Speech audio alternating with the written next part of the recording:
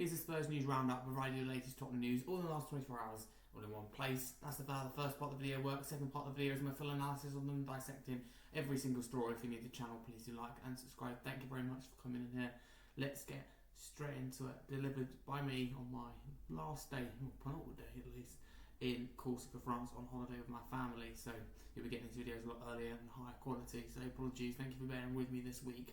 Firstly, Fabrizio Romano reports that Tottenham are now prepared to improve their bid for Manchester City's Sevilla over €70 million after the game between the two sides at the weekend. Manchester City's hierarchy blocked all approaches in the last 10 days, but Spurs will give it one more try.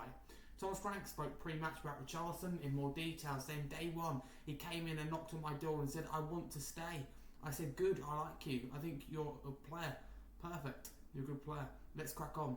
He's been working very hard, very committed. Gym on the pitch. He's trained every session.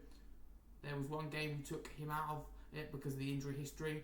We know we need to be aware of that to build him. Thin layers, one step at a time, taking good decisions. Do our best to try and take good decisions, but I see a very committed player. Next, Fabrizio Romano reports the Xavi Simons plan remains clear to join Chelsea before the end of the window if/when Nkunku leaves to be part of the long-term Chelsea plan. Spurs also approached Nkunku, but his priority is Chelsea. Sky Sports report that Tottenham could return to the table for Nico Pass. Como currently value him at €70 million. The Athletic UK report that formal talks have now taken place between Hamburg and Tottenham regarding Luka Vuskovic for a straight loan. Nothing imminent as of yet. Vuskovic is with Tottenham in Manchester, but they're hopeful of an agreement. In the face of competition, Hamburg believe they can get it done.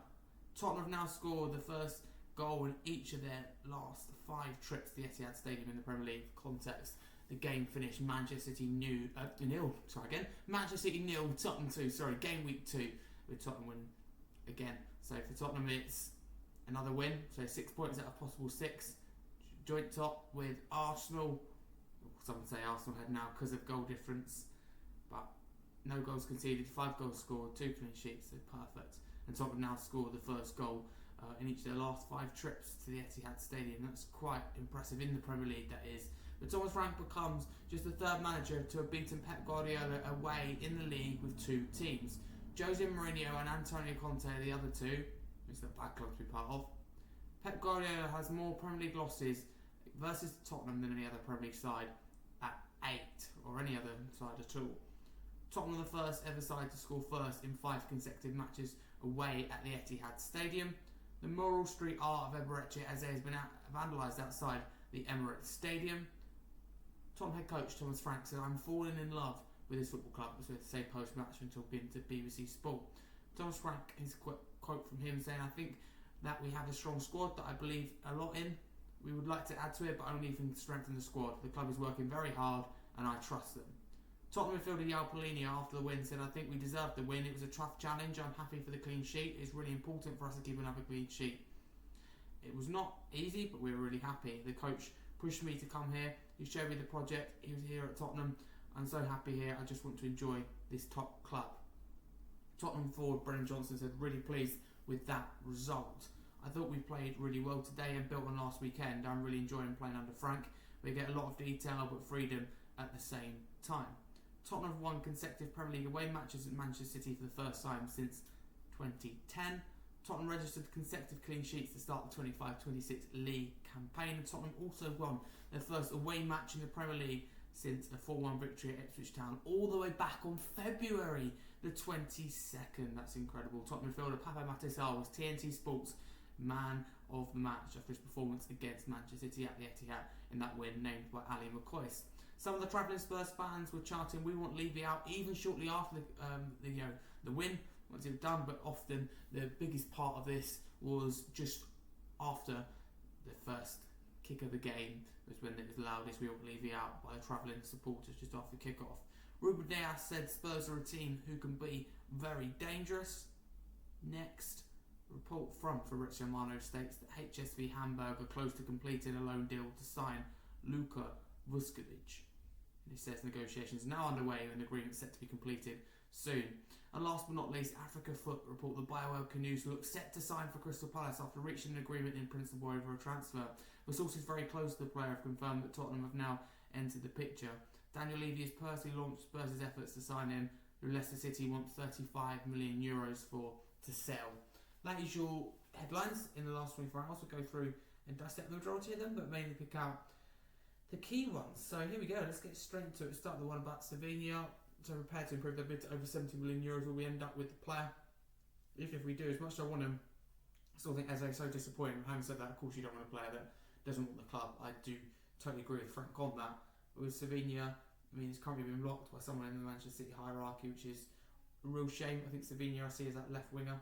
At the moment, Johnson is doing really well on that left-hand side, but we want competition for him. You've got Johnson on the bench. We can probably live with no one on the left-hand side, but we desperately need a 10. I do want, of course, Slovenia as well. Great that Richarlison staying. I mean, Frank's been quite open about that, and I think he's Brazil's number 9 for a reason, and if you keep him fit, I think he's a really good player. Now, that's Solanke as well, so it's good competition as well. Yeah, no surprises, Harry Simmons. We've had that all window that he wants Chelsea, so I'll move on to Sky Sports report about Tottenham could return for Nico Pass and Como value at €70 million. I don't see this one happening. I mean, some will say, is there a deal where somehow we pay but take Rodrigo on loan as part of the deal? And I don't know. I mean, Rodrigo, I just don't see happening because Tottenham are going to cover all his wages, and Nico Pass I don't see happening either. In terms of Real Madrid have that priority buyback clause, so he's either for me Como or Real Madrid. I see Pass going. Not sure. Probably Real Madrid eventually. Maybe say Como this summer. Letting Luka Vuskovic go is probably the right thing for his development. I'm talking on a straight line. There must be no buy option or buy clause in there. Good player at 18 years of age. However, so yeah, it's right for his development. However, that puts the club pressure on the club anyway to sign at least one centre back in the remainder of the window, because Kota Sakai short term and Radu Dragic long term injured at the moment leaves us just Kevin Danso and Luka Vuskovic as the backup centre backs to Christian Romero and Van der Ven, and I totally appreciate this is a different system and they're not going to get injured as much, you'd hope. But Romero and Van der Ven's injury record is not pretty, so just having Danso, if Vuskovic goes on loan, I'm not completely comfortable with. So we absolutely need another centre back. We do anyway, even if Vuskovic stays. Yeah, good record against Manchester City. I mean, I just hate us at this point. We're absolutely their bogey team. You can't say it's a bit of luck. Just you have really good managers like Conte, Mourinho, Frank, all in different ways. I think Conte and Mourinho is more the style of football. Frank's more the tactician and the mastermind guy that he is. So Frank joining that club with Mourinho and Conte. And Pep, that's 8 losses now against Tottenham. It's not very good. A lot of it is away from home, but now at the Etihad as well, starting to lose a few, 2 or 3 that I've lost now. So it's very, very impressive. I mean, that mural of Eze has been vandalised. Absolutely no surprise. That's what you're going to get, rightly or wrongly. If you snub your rivals, good to hear that Frank's falling in love with his club. That's what you want to hear. Halinia speaking to the media. Yeah, how good was he in this game? Really, really impressive. It's good to hear that players enjoying playing under Frank as well. But the consecutive clean sheet's really good considering how vulnerable we were and how many goals you conceded defensively last season. It's nice to have that balance. Defensively strong, but also scoring goals and creating chances. That much recognised creativity in the team is real credit to Frank, to be fair. But the staggering stat is Tottenham win their first away match in the Premier League since a 4-1 victory at Ipswich on February the 22nd. I have to go all the way back to February. That's, for me anyway, mind blown. Papa Matej probably deserved player of the match. Thought he was very good. Paulinho probably close behind for me. Fans making their feelings known about Levy, no surprise. I think the whole situation today is quite, well, this week should I say, is quite poor with Eberechi, Eze, whatever way you look at it. I think that Daniel Levy, Tottenham board, Tottenham hierarchy, Tottenham recruitment team have to do so much more. Really do. And Bywell Canute as well. I think I like him, but there are better options out there. That's the thing. I don't want to settle for second fiddle. We could be doing a lot better than that. Having said that, the market is now massively reduced. A lot of people looking for 10s and creative players. I see more El Canute. I could be wrong. Maybe more as a left winger. However, he can play the 10s. It's very difficult. Let me know what you see Bywell Canute. That is your Spurs news roundup for the 23rd of August 2025. Keeping you up to date with the latest top news, all in one place. Thank you very much. I hope you enjoyed the analysis too. Let me know in the comments below any story you want to discuss. I always read the comments and I promise you I'll absolutely reply. Anything that I said as well that you want to talk about, or anything Tottenham ultimately or football, just put in the comments below. If you're new, please like and subscribe to the channel. Hope you enjoy this new edition of the channel, which will come this season, considering doing more content to the channel. Women's content we're looking to introduce next. But for now, a massive come on you Spurs. Thanks for watching.